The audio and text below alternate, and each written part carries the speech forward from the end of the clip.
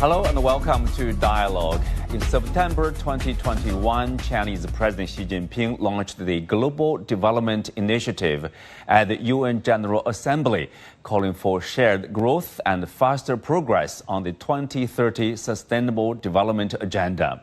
4 years on, as the UN marks its 80th anniversary, the world faces grave challenges and deep uncertainties.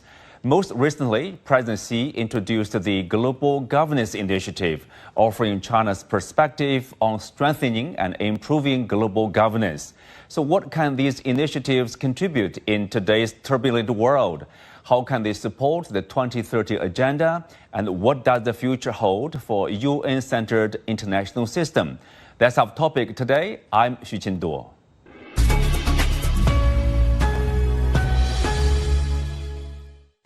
Joining me in the studio, Olga Dzhumaeva, head of Delegation for East Asia of International Federation of Red Cross and Red Crescent Societies, the IFRC, and Qi Ye, Dean of the Society Hub of the Hong Kong University of Science and Technology in Guangzhou, and also Chair Professor of Carbon Neutrality and Climate Change Thrust, and Rodrigo Salvado, former Director General of Operational Partnerships Department at the Asian Infrastructure Investment Bank. We are also joined online by Dr. Toe Wai Wai Naing, consultant cardiologist at Yangon General Hospital. She's a former trainee of the Heart Sapling Visiting Scholar Program. Welcome to the show. Well, Professor Qi Ye, we'll start with you. This year marks, as we said, the 80th anniversary of the founding of the UN, and also it's like 4 years after the Chinese side proposing this global development initiative, and this year, global governance initiative. These are about the Chinese perspective on the development, on governance. I mean, from the point of climate change, which requires international cooperation, how do you see this global governance initiative, when it comes to, equal sovereignty, when it comes to more representation of the global south or developing countries, things like that? People-focused approach, for example? Mm-hmm. Ever since 1987, that was almost 40 years ago when the United Nations released the first report with the title, Our Common Future, and defined this concept of sustainable development. And just about that time, the United Nations formed this Intergovernmental Panel on Climate Change, IPCC. Ever since then, IPCC has released 6 reports assessing the climate change. And 1992 was the first time when all nations under the same umbrella of the United Nations get together in Rio, Brazil, to come up with this common goal for sustainable development and a common principle for common response. The CBDR, common but differentiated principles, that has played so important role. And this year, and we're going to have the 30th Conference of Parties on Climate Change, again in Brazil. And all of this and has illustrated the very importance of an international global organization. That being said, I think this is also a moment to reevaluate what we really need on this very moment of the global situation, where you just mentioned this turbulent world right now. There are a lot of challenges, and at the same time, there are a lot of opportunities. I think that this is a very, very important moment, and we put together all these challenges and opportunities, the role and the need for reforming the global governance. Global governance. And Rodrigo, of course, you are from this AIIB, the investment focusing on infrastructure construction. That's part of the, I would say, global governance, sort of, right, related. What do you make of that? Well, thank you for having me. I think it's a timely conversation. We were just discussing before the AIB is a multilateral development bank, right? In many cases, it's part of this global governance because it's global governance is how people are coming together to solve problems for others, right? I mean, that is what is about global governance. We can talk about like those difficult terms, right? But what is actually at the end of the day is how we can actually come together with our complementarities to solve global challenges. Climate is one, right? But global poverty, one is global security, and is a good thing, a good fact to put out there is our bank has 111 members, right? And in times where everyone is talking about division, geopolitical divisions, our bank is actually gaining members. So it's a lot of members that want to actually join that multilateral strength. And the thing is, I always said that our bank is counter-cyclical. Why? Because we provide stability. We provide financing for 30 years. And this is what our members are looking for. And I think that, what this global governance actually provides is stability. In times of turbulence, we need to look for stability. And I think everything that actually comes to contribute to that stability is very welcome. And again, I think, we all come together, the multilaterals, the UN, and each, country as a leader, basically have to come together to do that. Interesting facts of countries looking for basically like a good governance, let's say, and also organized way to cooperate and right. to let's say produce and do business, let's say. And Olga, of course, if you look at China, there are already like 4 initiatives together, development initiative, security, civilization, and now a governance initiative. I mean, you are here for many years. You are observing the Chinese development, Chinese philosophy in terms of governance. Based on this initiative, what is the vision of the world, from your point of view, like China is wishing to have? Well, China is wishing to see, we need it probably to this direction or this kind of world. Well, thank you very much. And so the Global Development Initiative, it has 8 priority areas. And if we look at Global Development Initiative, if we look at Sustainable Development goals, then there is a very strong overlap between them and very strong interaction between them. And of course, the Global Development Initiative shines the brightest in those Sustainable Development goals that focus on no poverty, zero hunger, good health, climate action, but also if you look at the Global Development Initiative, it actually boosts the implementation of the whole spectrum of SDGs, because Sustainable Development goals, they actually focus on end of poverty, they focus on saving the planet, protecting the planet, and ensuring prosperity by 2030. And that's the biggest contribution that the Global Development Initiative is adding. Professor Qi, you see this alignment of Global Development Initiative, which focuses on development, and also as SDG, the UN. These goals, as mentioned, like they are overlapping the visions there. In what way the Global Development Initiative help probably accelerate, the progress or the achievement of those SDGs? This Sustainable Development Goal was agreed in 2015, September 2015, exactly 10 years ago. So we're actually now celebrating that 10th anniversary of SDG. And when that was proposed, there were 17 goals, and there are, just about 160 the sub-objectives. And there are so many of them. And each different country, they are doing differently in addressing these different goals. For instance, the poverty alleviation. And China has, over the last 30 to 40 years, have basically alleviated 1 billion people out of poverty. And that is a huge share in terms of achieving the Sustainable Development Goals. And some other countries probably doing the not so well.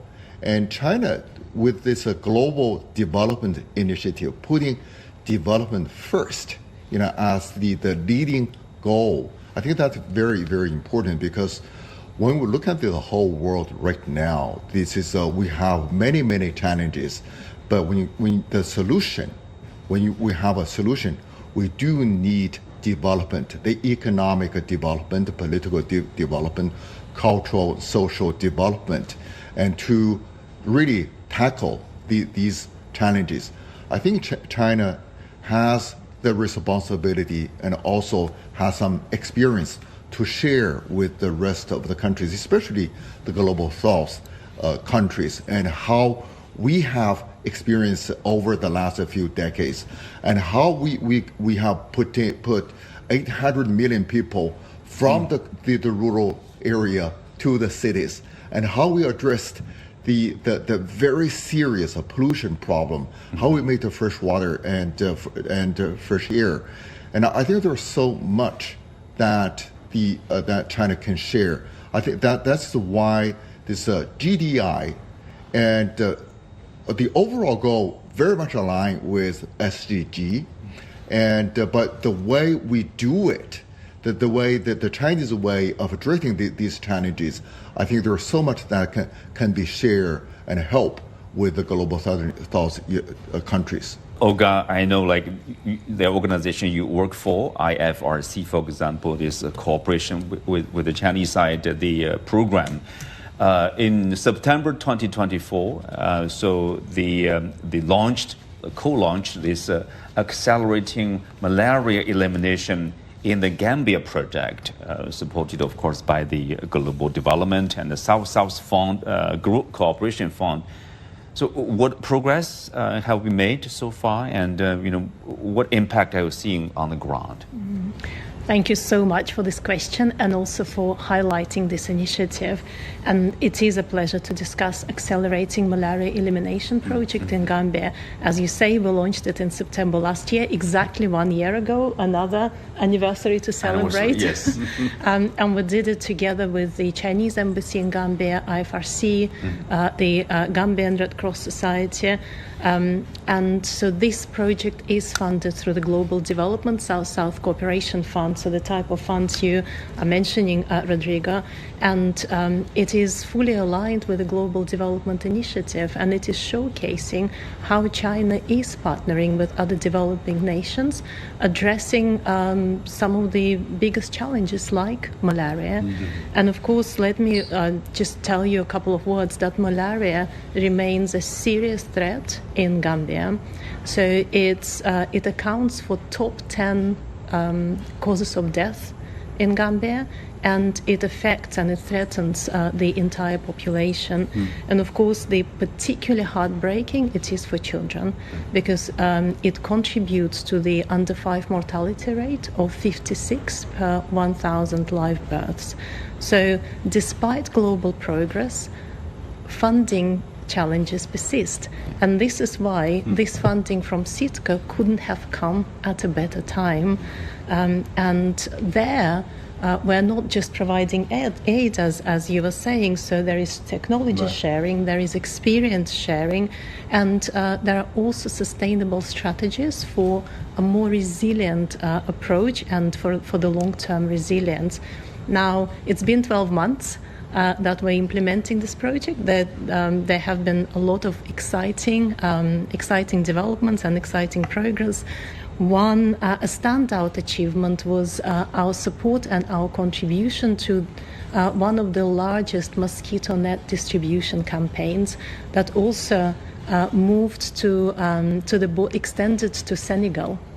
So through a coordinated cross-border effort.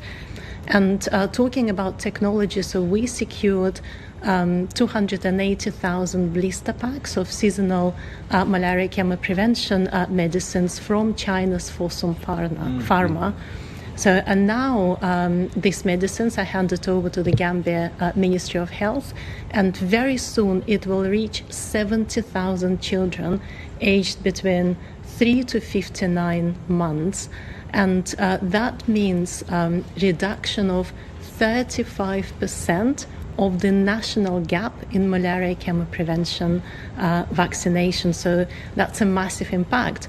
And then if we're talking about impact, imagine fewer visits to hospitals, so less pressure on the health system. Imagine happier kids going to school, but also being a parents who do not need to worry about this preventable disease. And maybe just to one last thing, what really is inspiring is that this work is all about sustainability.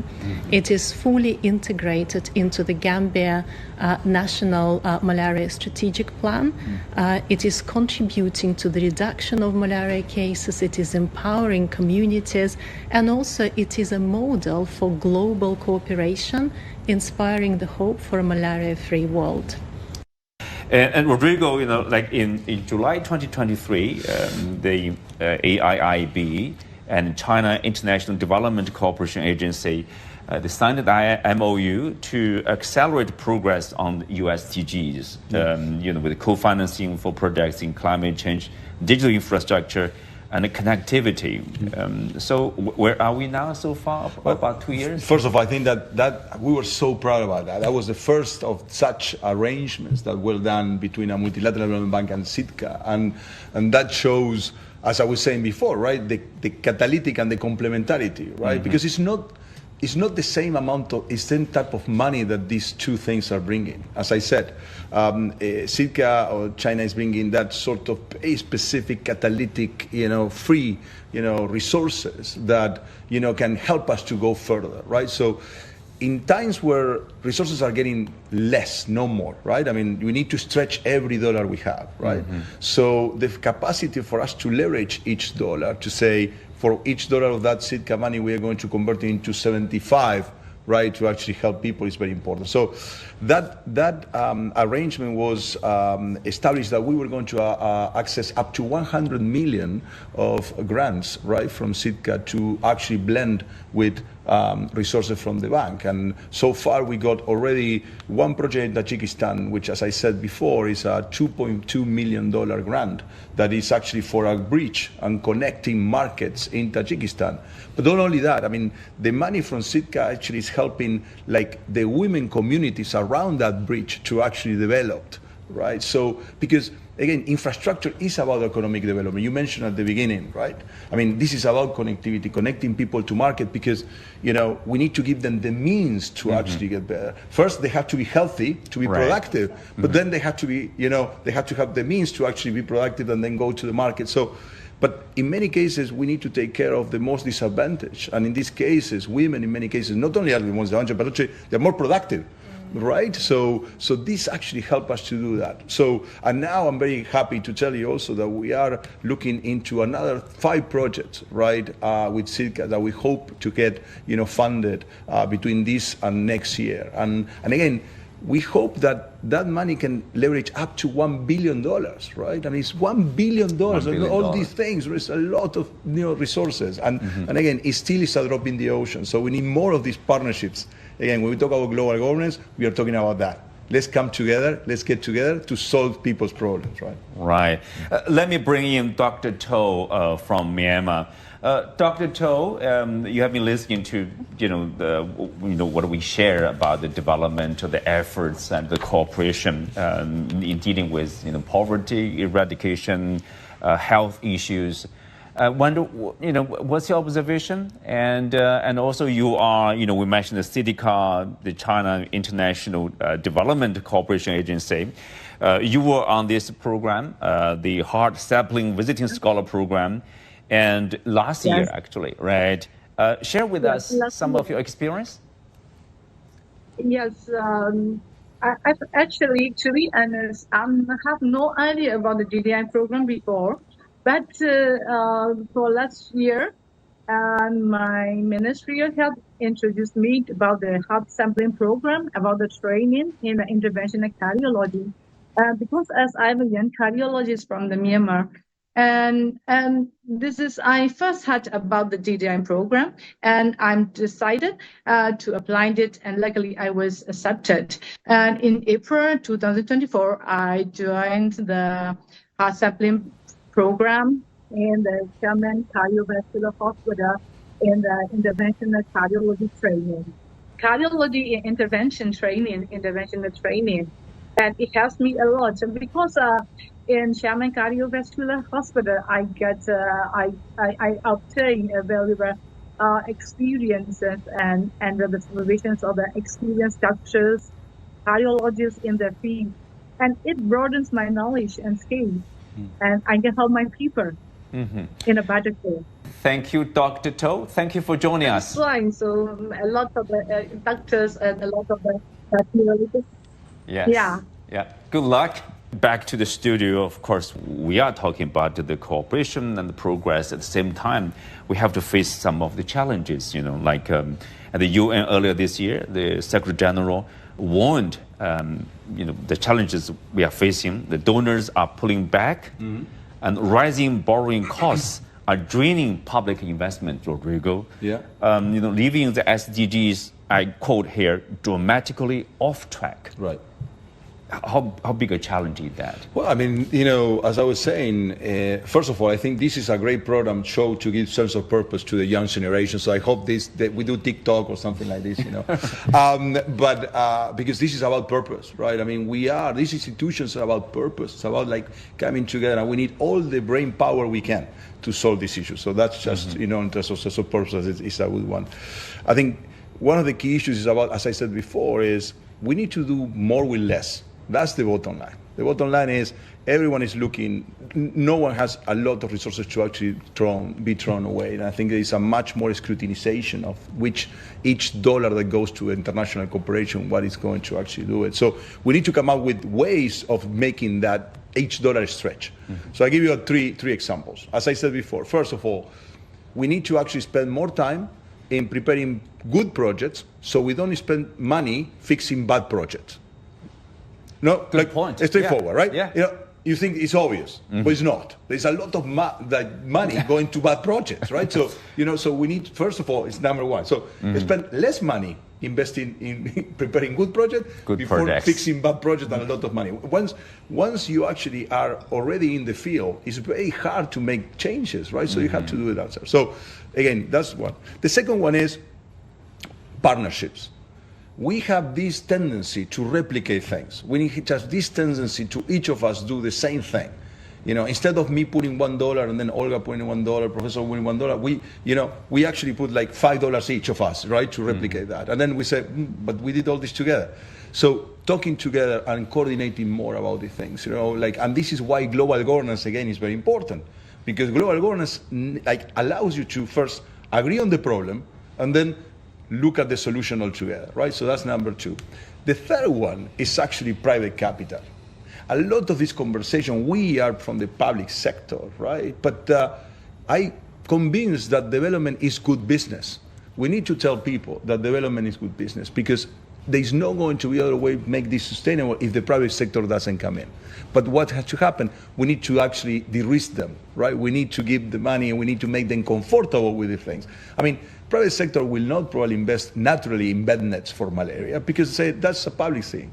Well, there is ways of actually making that a good business, right? Vaccination, immunization. So I think one of the things also message is not only about governments, it's actually governments and private sector coming together to solve these issues otherwise, and the young generations, right? So we count on them for the solutions. But this, I think, there are three ways in which we can actually make that gap, fill that gap. Otherwise, there's no way you're going to actually be matching those things dollar per dollar, right? Well, Olga, when the IFRC is anyway being affected by this uncertainty, by this slowdown of the economy, you also rely on cooperation from different governments with other organizations, right? Everyone is affected. A lot to think about in terms of obstacles and what can we do in 5 years left to achieve the 2030 agenda. But what we also see is multiplying conflicts. And we also see growing complex crises around the world. And these cause immense suffering to people. But what we also see is that they restrict humanitarian access. And they lead to attacks on civilians and on aid workers. This year alone, in the first 8 months of this year, 288 workers were killed. And of course, funding cuts. So that was your first question to me. And so the funding cuts are among the major obstacles for all of us. And they are alarming because they undermine our ability to deliver aid. And they also undermine our ability to protect vulnerable communities. So, and what we need, again, what we were saying, it's the global solidarity. It's the political will and the leadership that needs to be in place for us to move forward. And so cooperation among governments, multilateral organizations like the UN agencies and the IFRC or the Red Cross movement, the private sector, multilateral development banks. So Rodrigo, you were mentioning about private banks might not be interested immediate or instinctively in bed net distribution. But then if we talk about 3.9 billion people around the world do not have access to proper sanitation. Right.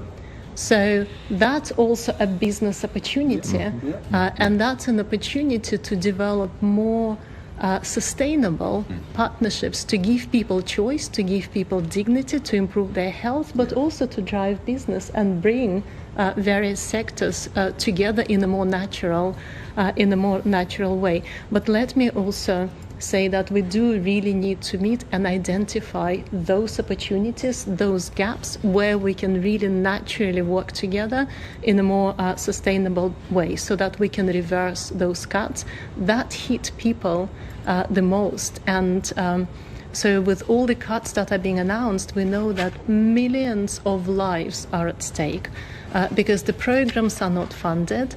And so they are from famine-stricken regions in Africa to floods-ravaged communities in Asia. So a lot of people are affected these days. But also we need to support local actors to allow them to do their critical work. And as I come from the Red Cross, so what is badly needed, especially now, is respect for the international humanitarian law and protection of aid workers. Professor Jie, this global governance initiative, I think it's very much relevant to what is going on today in the world. We need a proper governance, improved or better governance. For example, having increased the voice of the developing countries or the global south to be heard, the challenges they face, what do they need, for example, for sustainable development. I mean, in that sense, also China has been a staunch supporter of UN-centered global system upon which we can improve to make it better. Do you see that's the vision for the future, for a better world? I think this is absolutely is not time to give up United Nations. While there may be some problem we need to fix, but overall we have to realize this the multilateral institutions, including the development banks, including these international organizations.